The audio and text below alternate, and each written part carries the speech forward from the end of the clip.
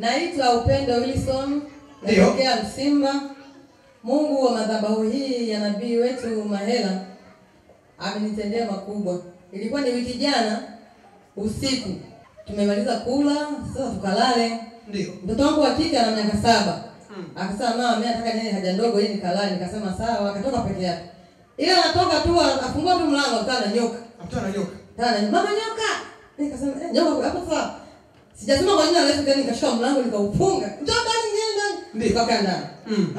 Lakini baadaye nikasema kaeni mtulie. Nikasema nitoke nje.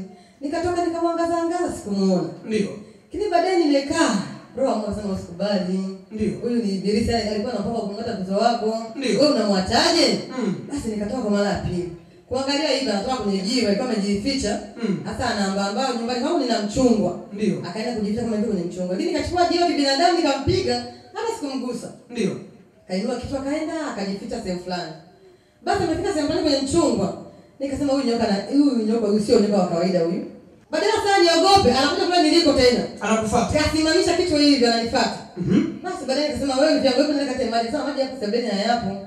Kakumbuka mimi hapo chumbani kwangu. Nikaenda chumbani kwangu nikachukua ile maji iliyotoka kwenye madhabahu ya nabii Mahela. Nikachukua ile maji nikasema sasa ananifuata hivi nikachukua ile maji kwa jina la Yesu. Nikamwagia yule nyoka. Ndio. Nikamwagia yule nyoka. Akapa ananikimbia sana mbamba kwenye lisingi la choo hivi. Akaenda mpaka kuzunguka, akatulia. Nikachungulia mimi nikamuona.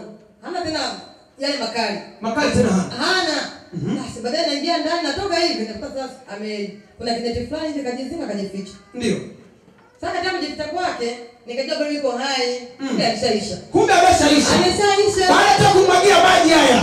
Maji ya upande. Piga makofi na vigelegele kwa Yesu.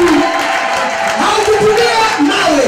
Hapana. Haukutumia panga. Nilijaribu jiwe lakini sikumpiga. Jiwe kumpiga. Alikwepa. Ulitumia maji. Maji. Akakata moto. Akakata moto. Piga makofi na vigelegele kwa Yesu. Bado piga makofi na vigelegele kwa Yesu. Kwa jina naitwa Rehema Kalume. Ndiyo. Natokea Ujiji. Ndio. Madhabahu imenitendea.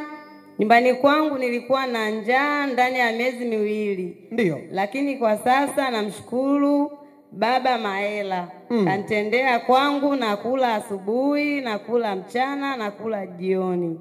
Zamani ilikuwaje? Ulikuwa unashindaje njaa? Mchana nilikuwa paka nifume. Paka ufume shuka. Ndio. Lakini kwa sasa nilipata mwanaume wa kunihudumia. Wa kukuhudumia? Ndio. Na umekaa muda gani ulikuwa haujapata mtu wa kukuhudumia?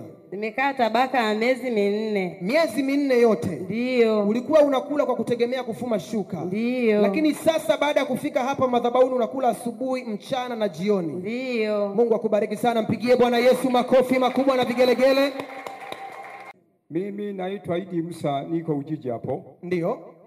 Kuna siku moja nilikuja akaniombea nabii Mahela, nilikuwa nasumbuliwa na tumbo. Ndio. Ikabidi nikapiga magoti humo ofisini mwake akaniombea. Kuanzia hapo kesho yake asubuhi wala tumbo sikuisikia tena. Tumbo haukulisikia tena? Sikuisikia tena. Na limekusumbua kwa muda gani hilo tumbo? Tangia nianze kusoma kuanzia mwaka 75. Tangia mwaka 75? Nalisumbua hiyo tumbo. Umekuja kupona mwaka 2025?